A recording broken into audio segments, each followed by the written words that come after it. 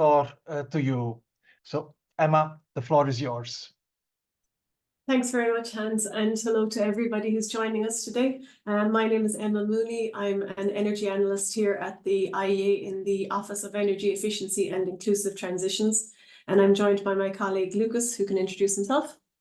Yes, hello everyone. My name is Lucas Boehlé. I'm also an energy analyst here at the International Energy Agency in Paris. Thank you for taking time out of your day to listen to us, and we hope it will be an interesting session today. So we're here today to talk about the CampaignXchange users TCP task on behavioural campaigns. And I suppose we'd like to share with you the outcomes and the lessons that we learned from CampaignXchange on the task on behavioural campaigns, but also how knowledge exchange in the community of practice added real value to the project. And hopefully we'll be able to demonstrate that through our presentation today. We're really looking forward to your questions at the end as well, so keep those coming in if you have some. If I start a little bit about how the IEA views behavioural change and what the way we approach it, it's clear to us from the research that's carried out by the IEA that people are central to accelerating our clean energy transitions. And the choices that are made in terms of how people use energy matter when it comes to the IEA target of doubling our energy efficiency progress by 2030 and in reaching our net zero goals. People can have multiple points of influence on an energy system as the consumer, the purchaser, the manager, the decision maker in their personal, civil, and their work lives. And they can be purchasers of clean energy technologies, energy efficiency adopters, and providers of grid services such as demand response. So they're active on a number of levels. We really recognise that our energy policy goals and those of our governments in terms of demand side management and flexibility can really only be achieved with buy-in from people. But it's kind of hard because consumer choices and actions are really hard to predict. And they're often influences by events outside of those that we control. But for inclusive transitions to be achieved as quickly and as easily as possible, policymakers need to better understand what drives people to act and the importance in taking behavioural change into account to achieve the goals. When we look at behavioural change specifically in relation to energy efficiency policy, we can see that governments can structure their policies to empower people to make those behavioural changes. They can pay close attention to behavioural insights, and some governments are actually including behavioural insight teams in their policy making to help them with this, such as the Behavioural Insights team in the UK, the Social and Behavioural Sciences team in the US, and the Behavioural and Economics team of the Australian government. Governments can also strengthen the communication about energy efficiency, focusing on the benefits and services that are provided by energy efficiency and tailor their messages to various groups or choose the appropriate channels to maximise the impact. And we'll see that later in some of the campaigns. And we can also, and governments and us can also work with industry to learn from other industries. So not just focusing on the energy efficiency behavioural changes, but across other organisations and industries as well. What the consumer experience is from them and how they can affect our energy saving behaviour. In our model in the IEA, when we look at campaigns in particular and the roles of campaigns for government, we see that campaigns are used as tools to empower and support people. Generally, a campaign will typically be focused on communicating a policy or a programme, such as we have on the left-hand side here, to target a group on the right-hand side in a specific way that will encourage them to take an action of some kind. But this slide, we hope to use this to highlight how campaigns differ in two major ways. First of all, they can differ in the tools or the existing programmes that the government is trying to engage with. And secondly, they can differ in who they decide to target. And this messaging and narrating, the rollout of the messaging and narrative that we have depends on these two factors hugely. So coming to CampaignXchange.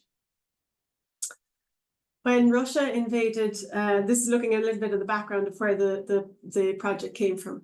When Russia invaded the Ukraine, it delivered a massive shock to the global energy market and a crippling blow to Russia's relationship with its biggest customer, the European Union. This sent energy markets into turmoil, as we all know. Energy prices had already started to increase in 2021, and then they experienced record highs in 2022. There was huge volatility and record volatility in the wholesale market of energy prices due to supply disruptions and many other factors. And consumers started to notice the real impact through their energy bills. The breakdown of the energy bills, of consumer energy bills, shows that the rises were primarily due to this wholesale gas price. The global inflation in 2022 rose to levels that hadn't been seen in decades. And in July, the monthly year-on-year inflation across OECD countries reached a record of 10.5%.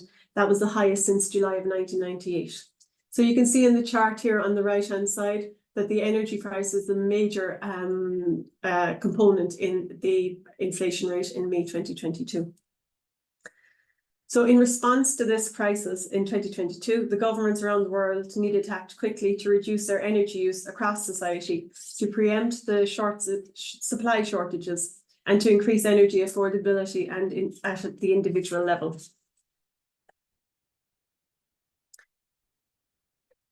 So governments took action to support their citizens.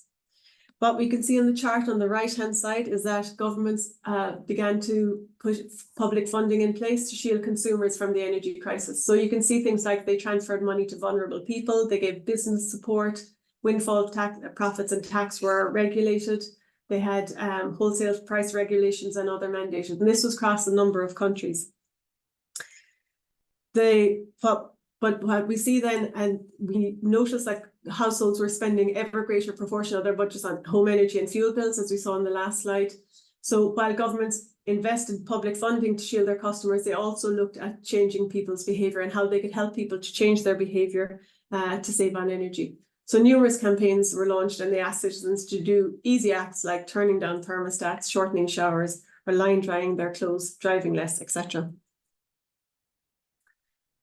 The IEA identified about 25 new campaigns across the world, which range from prompting short-term behavioural change, like in Argentina and in Japan and India, to stimulating long-term structural actions like replacing heating and cooling systems, which we saw in the Netherlands and Poland and the United Kingdom.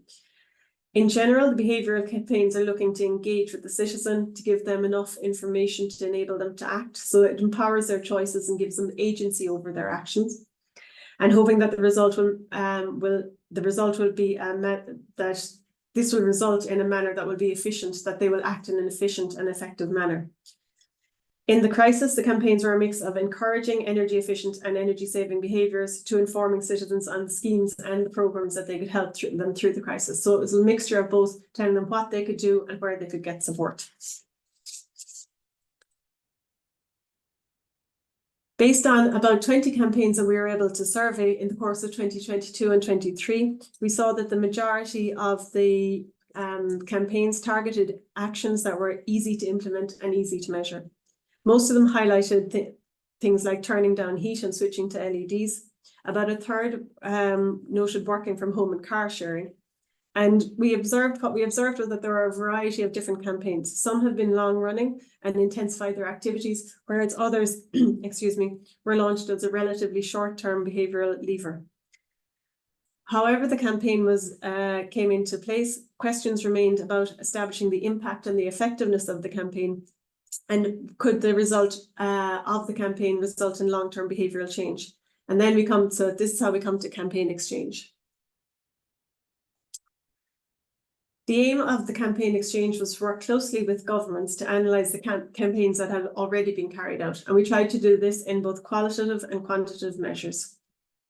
What we did, the approach that we took, was to create a collaborative community of practice to facilitate informal knowledge sharing and exchange of experiences among members. And this was really important, where it was a very informal kind of and collaborative approach in sharing information. We gathered information on the campaign case studies, and we did this in close collaboration with our member governments. We developed policy guidance for campaign design and evaluation, and identifying potential areas for future research. The actual campaign itself, we launched it at the 8th IEA Global Conference on Energy Efficiency in Versailles last year, in much better weather than we're having in Paris at the moment. It started in June, in 2023, and it was just a 1-year duration task. The idea was to have 2 workshops that would bring together the users' TCP members. We had a number of deliverables sent. So we had a deliverable on the brief on the best practices for campaigns, a deliverable library of campaigns so that these campaigns would be accessible, that people could use them in future. We had an internal data collection protocol for our members, an internal brief on future research topics. Our task participants were really our community of practice, and we worked very closely together. We had 9 countries in total: Australia, Belgium, Canada, Finland, Ireland, the Netherlands, Sweden, Switzerland, and the United Kingdom. And the role of these our task participants, they would provide contribution to the content and review the draft deliverables so that everybody knew what the deliverables were, but also that they contributed to it and were able to add richness to it. They were able to manage and lead on their country-specific research efforts. They gave us feedback and information on the works and the results of their work, and feedback on other people's work as well. They supported the development of the task work plan. So it was an ongoing process. It was a short project, but we continually talked to our participants throughout the project to change it if needs be.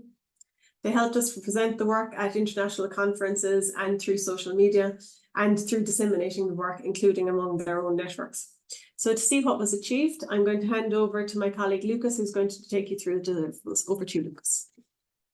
Thank you, Emma. And like Emma said, I will show you some brief highlights of some of the deliverables we achieved with this task in the past year. However, before I start, maybe good to note, I also saw a question in the chat already, that much of this content is available online on either the IEA website or the user's TCP website. So many of these documents you can access for free on those websites and dive into more detail if you want to. And hopefully the presentation today gives a little bit of a teaser of some of the results that make you curious about looking up the rest in the documents online. So that's perhaps good to know. Starting then with the first deliverable, the brief on emerging best practices. I think this is one that already clearly shows the benefits that we hope to achieve with this task that Emma highlighted as well, which is that we collect lessons from the task participants that they can then share amongst each other, but also share with a broader community of users TCP to show what works in campaigns and sometimes what doesn't. So in the first few months of the task, based on our regular meetings and information provided by the participants, we developed this brief. We sent out a survey to all these task participants to share lessons and insight based on the campaigns they ran, and to inform others about what to do and what not to do. And the document sort of summarizes those lessons and is available online. I won't spoil the entire document, so you have plenty of reason to look on the entire thing online. But we identified lessons in sort of 3 stages of the campaign: the design phase, the implementation phase, and the tracking phase. What's interesting is that countries have strong suits in different parts of their campaigns. So for example, the Netherlands might have been very good at putting a lot of effort in the development phase, making sure that the messages are well tested. While at the same time, Finland already had a very coherent structure of different organizations in place. So the implementation phase was quite smooth and could share some lessons there. And Ireland, on the other hand, was efficient in their monitoring and tracking system, and had some interesting insights in the tracking part of the campaign. So it's nice that through this task, members could share their lessons, and hopefully for future campaigns, policymakers can use these resources to make their campaign that little bit more efficient or targeted. Moving on to some of the workshops we did. The first workshop we held was early January this year.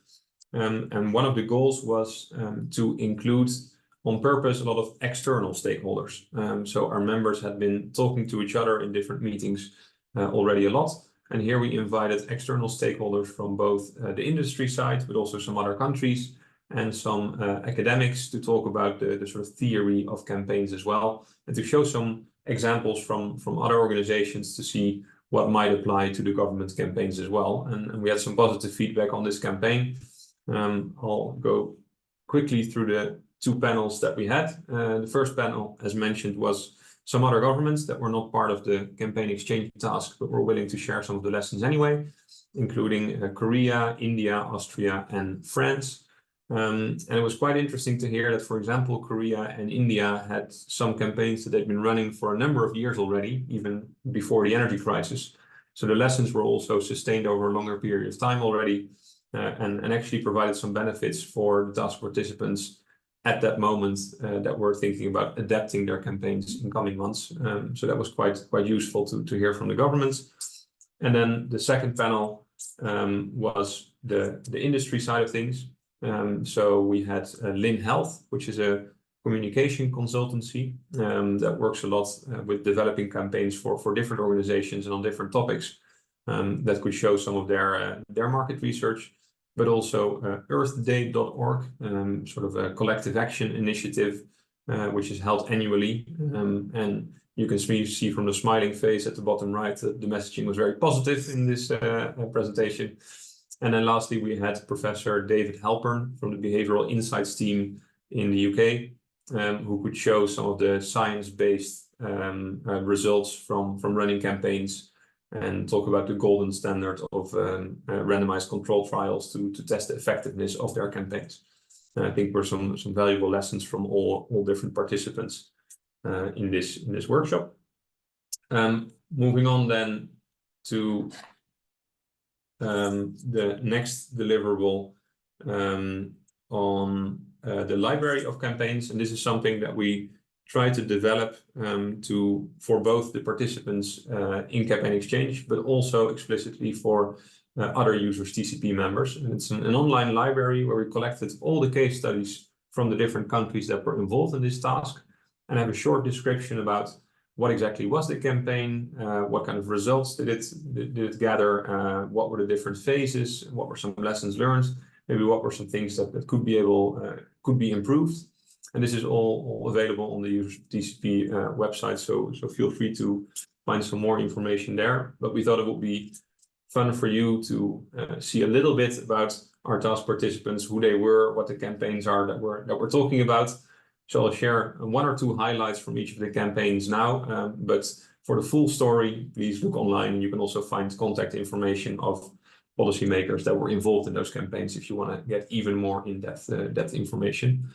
I'm going through these alphabetically, so I'm not running favorites here, although I can reveal that one of the campaigns is a little bit dearer to my heart, but I'll let you guess which one that is. But we're starting with Belgium. Their Ik heb impact, or I have impact campaign aimed at the general population. And what's interesting about the Belgian campaign is that, of course, the governance of Belgium is interesting, with two different languages in Flanders and Wallonia, but also the region of Brussels having a separate entity. And those worked very well together to make sure that the message was well received in each part of the country, and translated, of course, and tailored to those messaging. So that's, I think, something interesting that Belgium did that other countries could learn from. And one of the countries that did a similar thing is our next one, namely Canada, where also, wait, it clicks. Yeah, there it is. Thank you. Canada, where also, of course, two languages are in place in the country. The Ways We Save campaign, I think, was also an excellent campaign, providing a lot of practical tips for households on what measures they can take immediately.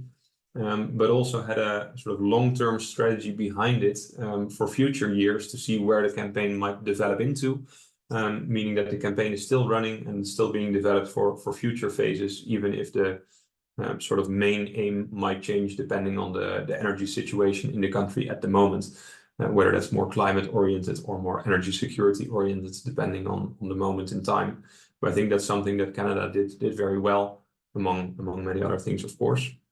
Then if we move to the next one, Finland, a very cold country, as you can see on the right, with a nice sauna image and some man lying in the snow. And as said before, one thing that Finland had in place already was an excellent structure of both the energy agency, but also Motiva and also the ministry, that worked closely together on communication, so their implementation could be quite fast and quite smooth, which is something that was beneficial throughout the campaign, especially when also adapting to changing circumstances. And next to that, I think visual imaging that's used, as you can see on the right, was quite attractive and spoke to a lot of people's minds.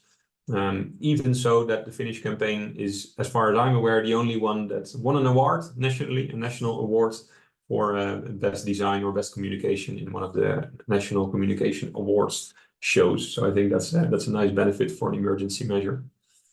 Then Ireland, I might say the catchiest slogan, reduce your use. And the Irish campaign, as mentioned, was excellent in the way that they had a lot of monitoring and evaluation of the results of the campaign. But one of the things that they also actively try to do is listen to the needs of their citizens and update the campaign accordingly. So at some point, it was noted that many citizens were concerned about their energy bills and struggling with potential energy poverty. So then the message was changed from sort of only reduce your use to staying warm and well, and providing people with different support measures that were available to them, such as subsidies for retrofits, but also just financial support in times of need. So I think that was an excellent part of the Irish campaign. Then going to the Netherlands, zet ook de knop om or flip the switch. What was interesting was that the Netherlands, right from the get-go, focused on both households and businesses. So businesses were closely involved as a target audience of the campaign, with specific measures that were tailored to businesses rather than just the household measures. And secondly, they from the start highlighted the important role that government has to play itself, so the sort of exemplary role of the public sector, meaning the temperature and the thermostat went down in many of the government offices at some point. And also to make energy efficiency that much more visible. At some point, the skyline of The Hague, where all the government buildings are located, were turned off at night to show that that energy efficiency is a collective action and that the government is playing its part as well, which is interesting from the Netherlands. And then moving on to can you go back one? Yeah, we don't want to skip Sweden. The PowerPoint was very fast. Sweden, the Every Kilowatt Hour Counts campaign. Interestingly, this was a campaign that has been set up before the energy crisis already, and the framework was already in place. And it sort of showed the importance of if you want to act fast in a sort of crisis situation, it's very good to have your framework already in place, which is something that Sweden had, and then they could act fast and adapt the messages accordingly. This was especially well aligned with the peak hour electricity consumption that they were trying to reduce in line with EU regulation at the time. I think in September 2022, the EU adopted the regulation to limit electricity consumption as much as possible, especially in peak hours. And the campaign was very well aligned with that. Then we are moving on to Switzerland. And I think one of the most visible things here on the right is how cool the images are, the thermal heat images of where energy might leak away. And the message aligns very well with energy is scarce, let's not waste it. The message was very consistent among the different tips that were given. So Swiss households knew what kind of measures were available and knew why the measures might matter. They even created a sort of energy savings alliance with different organizations to amplify the message, not only coming from government, but other organizations as well, which really made the message that much more potent, I would say. And then last but definitely not least, the United Kingdom, the It All Adds Up campaign. The messaging here is quite similar to what we've seen from other countries in terms of measures. But one of the cool things that the UK did very well was link this sort of short-term measures that people could take, these short-term actions such as lowering the thermostat, linking that to more structural measures, whether that's retrofits to their extensive retrofit program, but also tips on what subsidies might be available or just financial support in case people were struggling with their energy bills. So really an integrated approach of different government policy measures, not just the sort of emergency tips. So I hope that's given a little bit of an overview of what the campaigns were that we were working with. I think they all have their interesting insights, but yeah, encourage you all to look at the website for more detail, or even contact us or Users TCP if you want to know more in-depth information.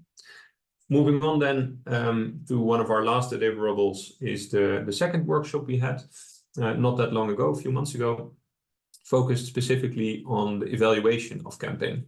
Members told us one of the things that we would like to talk about a bit more is how can we actively measure what happens during the campaign? And of course, it's a bit easier to measure how many clicks or how many views or how many visitors to the website. But the difficult part is, what did it do in terms of energy savings? So this workshop was aimed at trying to discuss that question together. So it was also more a closed door workshop where members could engage and speak freely and brainstorm with each other and share some ideas about next steps. So that was the campaign that we ran a few months ago. And then next and linked to that is a report that we wrote here at the IEA for G7 on empowering urban energy transitions. Might seem like a bit of a tangent that we're going on here, but it's a report that we prepared sort of highlighting the role that cities can take in energy transitions. And one of the things in the report is the important role of citizens. And as soon as you're talking about citizens in the energy transition, behavior, of course, plays a very important role. So some of the lessons from this campaign exchange task have been fitted into that report as well, which I think is an excellent use of the knowledge gathered by the participants throughout tasks like this one. And then lastly, the last deliverable of our task this year is an internal data collection protocol, a bit more technical, but mostly used because members said, okay, we want to know if we want another campaign, what kind of data should we be collecting? How should we be collecting this data? What is it used for? And how can we then use that to evaluate the effectiveness of a campaign? So that's what the protocol sort of tries to show. The value of the data, some steps in collecting the data, some sources you might find the data, and some additional resources. Yeah, we're hoping that's useful for members as well, to collect some evidence on the performance from all the way to the beginning to completion. So the data can range from testing data on your messages, as well as the effects of the campaign in the end. But I recommend you all to look up this resource online as well. So that's a short overview of the things that we did in the last year.